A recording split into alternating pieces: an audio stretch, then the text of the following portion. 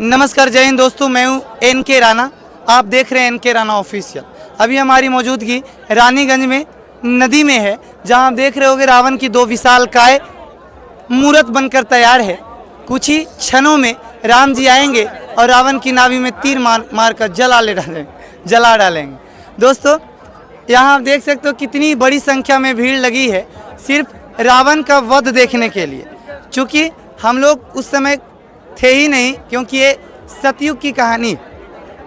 दोस्तों, रावण का पाप इतना बढ़ चुका था कि एक पवित्र स्त्री सीते का हरण कर लिया था, जो वन में अकेली अपने आश्रम में खड़ी थी। वो ब्राह्मण का वेश धारण कर सीते का हरण कर लिया, जिसकी खोज में राम और वानर सेना ने पूरे लंका को जला डाला।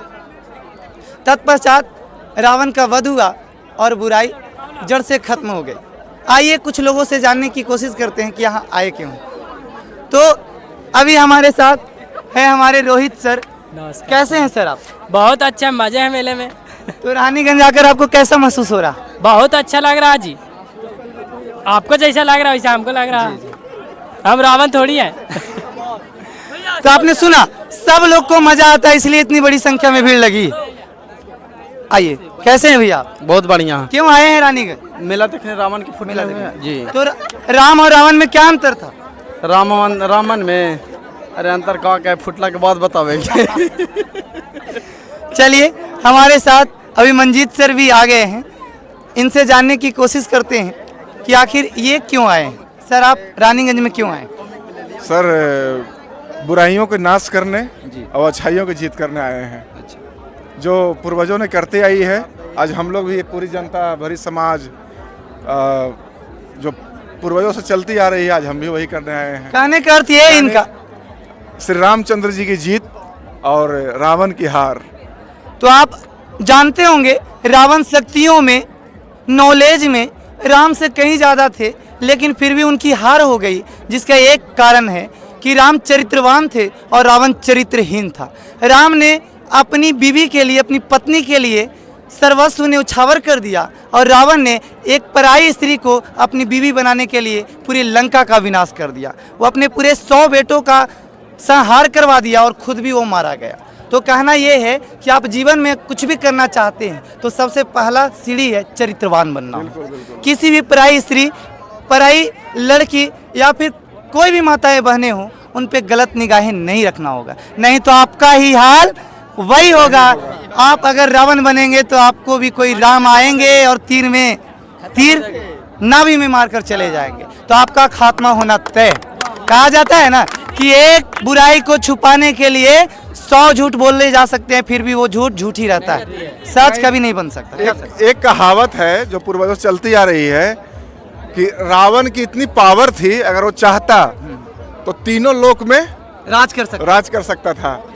उसका कहना था, जैसे मेरे को नॉलेज है, पूर्वजों से सुनते आ रहे हैं, कि अगर वो चाहता तो स्वर्गलोक में सीढ़ी लगा देता है। हम लोग सुने, लेकिन वो अपने कर्मों से, उसके कर्मों से विनाश हुई। चलिए, आप देख रहे हैं किस प्रकार से राम ने तीर चला डाली है। अब रावण का वध आप अपनी आंखों से देख सकते हैं, किस तरीके से यहाँ पे बुराई की हार हो रही है। बुराई जलकर राख हो जाएगी और अच्छाई जीत जाएगी। देखिए और आनंद लीजिए किस प्रकार से रावण तड़पते हुए इस दुनिया को छोड़ जाएगा।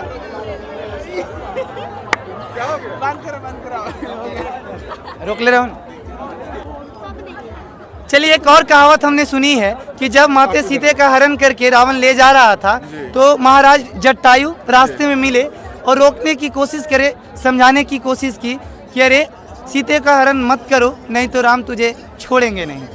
और जब वो जटायु को मार करके गिरा दिया, तो राम जब मिले उनसे तो उन्होंने बताया कि माते सीते का हरण राम ने कर लिया है।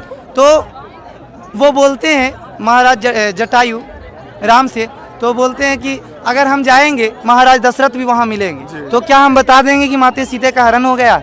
तो राम बोलते हैं कि नहीं महाराज, आप मत बताना, रावण खुद वहाँ जाकर दशरथ से बताएगा कि मैं आपकी बहू का हरण कर लिया था, इसी वजह से मुझे आज मार डाला गया। जी देखिए, ये सब तो जो रामायण की अर्थात आप बोल रहे हैं, अब हकीकत क्या हुआ था नहीं होता उतना मेरे को नहीं, मैं भी नॉलेज, पढ़ा हुआ जो चीज़। हकीकत जो सच्चाई मेरे अंदर है उतना मेरे को नॉलेज नहीं इस मैटर में।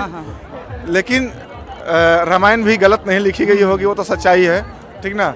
लेकिन इतना जरूर है कि बुराई की जो हार है और सच्चाई की जीत जो पूरी जनता देख रही है। और दूसरे मैटर है कि उसमें एक यही कमी था, जो यही गलती किया था कि किसी भी नारी के साथ चरित्रहीन नहीं होना चाहिए इंसान को। जी, अपनी कर्मों से, अपने विचारों से अच्छा अपने कर्तव्यों से अच्छी होनी चाहिए हर इंसान के लिए। जो उदाहरण आप देख रहे हैं या जान रहे हैं, तो कहने का अर्थ यही है कि आप बुराई के दम पर चाहे अपना कितना भी बड़ा साम्राज्य खड़ा क्यों ना कर लें, एक दिन आपका सर्वनाश होना तय है। इसीलिए कभी भी आप कुछ करना चाहें तो सत्य के मार्ग पर चलते रहें। जबकि आप जानते हैं कि रावण कितना बड़ा शंकर जी का भक्त था। शंकर जी का बहुत बड़ा भक्त था रावण, बहुत ही बड़ा, ठीक है, और वरदान भी था उसको। लेकिन एक बुराई, एक कर्मों के फल से आज उसका विनाश हुआ था। इसीलिए सारे मनुष्य से, सारे इंसान से एक मेरा इंसानी मानव से रिक्वेस्ट है कि आप ऐसा कर्तव्य न करें और उदाहरण देखें और अपनी जिंदगी।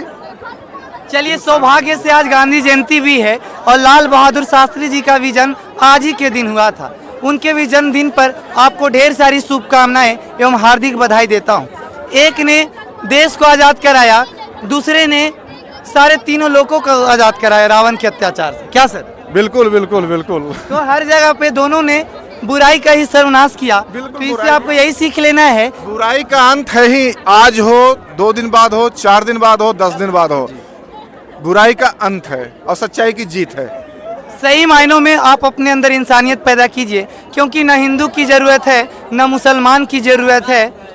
अगर ज़रूरत है देश को बदलने के लिए तो एक सच्चे इंसान की ज़रूरत है, एक सच्चे इंसान की ज़रूरत है।